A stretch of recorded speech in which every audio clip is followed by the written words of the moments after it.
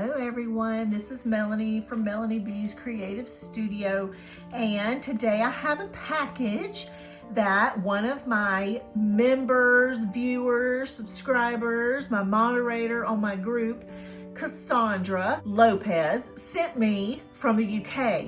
She always has the coolest tools that she uses, and when she finds one, she'll send it to me so I can try it and says, this is a game changer. So I started opening this and then I realized I wanted to do it on camera. And last time she sent me a package, it was a fabulous mask that you can heat or freeze, and it's perfect for migraines. And I just thought, oh my gosh, what a fabulous, wonderful gift that she sent me. That was amazing. I have recently separated my rib cage, just coughing so much. So I have actually been using that little eye mask on my ribs for swelling, and it's helped that go down. So even though I did not do a video on that particular item, I wasn't sure if this was another personal item or if it was a hobby item. And so I don't know. So let's open this bad boy up and see what she has sent me now, because she's the one that sent me the little pop-up watering cup, the little flower pots that I use for my water. And she's also the one that sent me the metal stirrers that we have all fallen in love with. So if this is something hobby related, I know I'm gonna love it.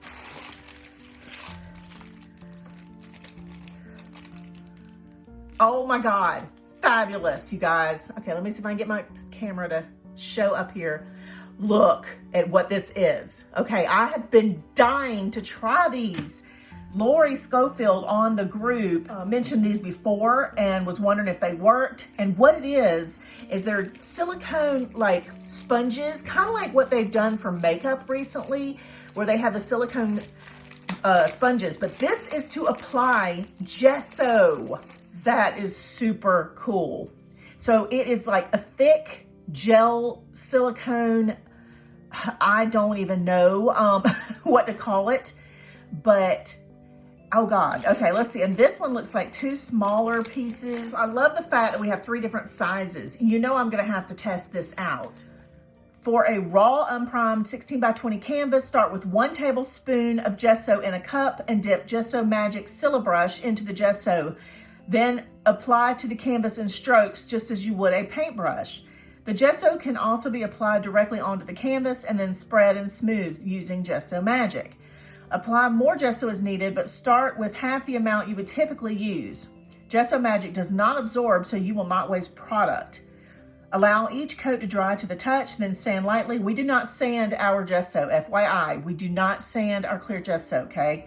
So you're not gonna do that, but even if you wanna put on a second coat. The purpose of clear gesso is to have that texture, and I know it doesn't feel good, but it works like a miracle. Enjoy experimenting with your Gesso Magic. Use it as you would any brush. Apply oil, acrylic, or tempera paint. Build textures, apply varnish. The sky is the limit. When finished, simply wash the Gesso Magic using soap and water and allow to dry. Do not peel off the outer layer of the Gesso Magic. Doing so will ruin it. So we ain't gonna be doing that.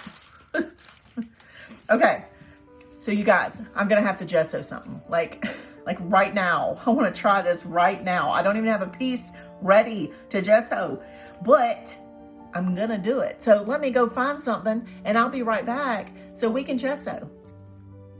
Okay, so I went ahead and I got out my Winter's Dream shipper painting, and this is the center of the triptych that I have. You may or may not have seen a video on this yet. It depends on how soon I'm going to upload this video about this new tool. So I have recorded the video for this, but I'm not sure which one's gonna come first. Either way, I wanna go ahead and we're gonna kind of do a twofer video where I'm gonna demonstrate this new tool, and I'm also gonna show you how to gesso a board type of painting. So this is not Dimensions, it is Shipper. And Shipper has a thicker mat board than other of the boards that you get for paint by numbers. That is why I'm okay gessoing the Shipper pieces. Now I do love the texture of this, But when I started painting my Caribbean one, I realized that my paint moved around a little too much, more than I liked. So I did put a single layer of gesso on it, the clear gesso. So I'm gonna go ahead and do that today while using the new Gesso Magic tool. So yeah, let's go ahead and get started with that. So I use this little bowl that came with a frozen meal. And I'm gonna use our new tools, at least one of them, the large one at least. And I've got my clear gesso, my jumbo bottle of 32 ounce gesso. And what I'm really already liking about this tool is that it's not gonna require me to go and scrub it and clean it and get up between all the bristles and wait for it to dry and all that. This is just gonna be one of those things where I can rinse it, wipe it off, and it'll dry. And if I need to use it again, it's ready to go. All right, so I'm not gonna put a lot of gesso because this is supposed to give me more stretch for what I'm using. So there's no gesso gonna go up in any bristles, so I'm not gonna waste gesso. So I'm gonna try it. Now, I don't know which side I'm supposed to use as far as whatever. I'm gonna try it with this long side here, but this is a trial and error, guys. You know how I do, and you know how much I error, so. All right. So let's go ahead and start applying while my husband comes through and interferes.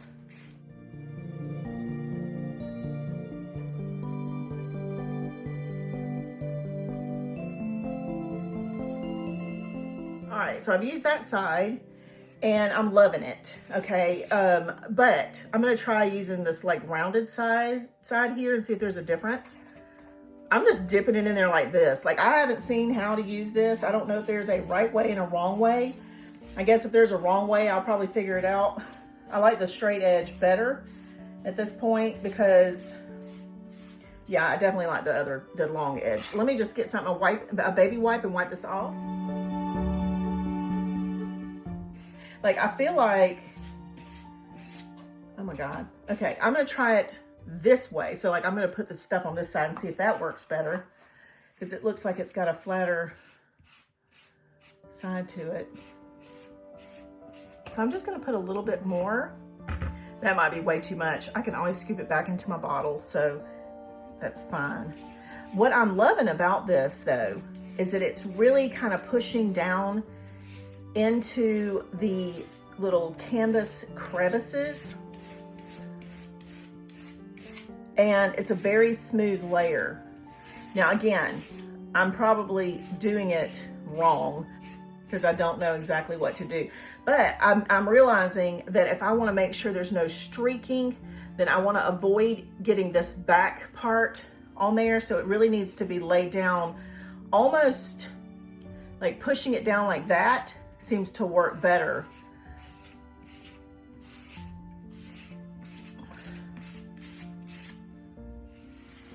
So when I accidentally let it go up and get to that line, now here's a brush hair that I shouldn't have because I'm not using a brush. It's probably my hair falling out from stress or something. Did you know stress can make your hair fall out 6 months after the event? Yep, good to know, huh? All right, so I'm gonna continue to do this and we're gonna talk about it.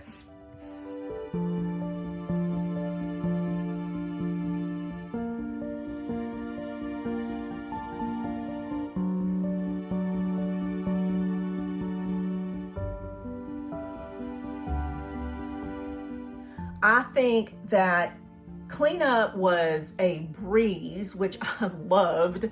And if you're a busy person, you don't want to sit there for 20 minutes and wash out a brush. I mean, like, even if you're not a busy person, I could be painting longer if I'm not over there washing out a brush.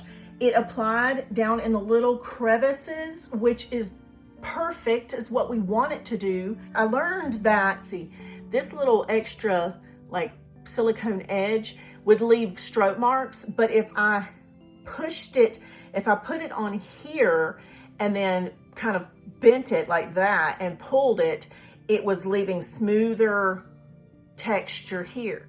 But I felt like it went down in the little cracks so well that I didn't have to do a lot of that extra work, and it didn't take as much gesso.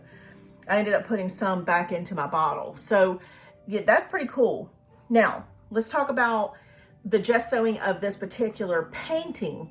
So we've got our gesso on here, and people will ask, will it warp? Now, what I learned last time that I did this is that it kind of does a little bit, but because it's a thicker mat board, it doesn't bow and it doesn't really warp like what you're thinking. So what I will do is I will go ahead and hit this with a blow dryer to get the surface totally dry. Then I'm going to take this big piece of paper that I use for my DIY mounting method 2 video that is shiny and non-stick, and I'm going to place it face down on my piece, and I'm going to lay the boxes from Shipper on top for weight until it cures.